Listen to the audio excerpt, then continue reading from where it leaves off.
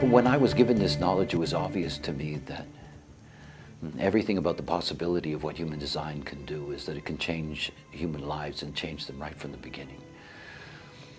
The awareness of your parents, the potential of being properly nourished, of being treated according to your nature, about being able to have the possibility of entering onto this plane and being given all the opportunities that a being can possibly have.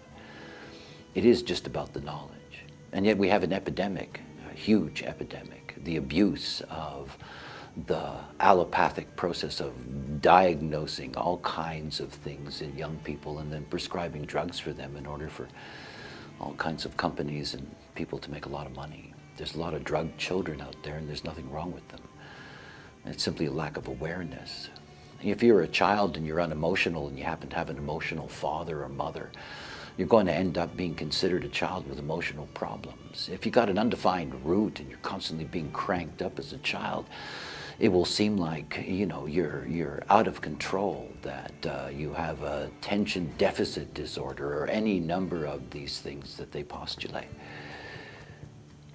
It's really all a lie. I mean, it's really all a lie. And the dilemma is that you cannot just serve the children. You can't. The only way that you can reach those children is through their parents.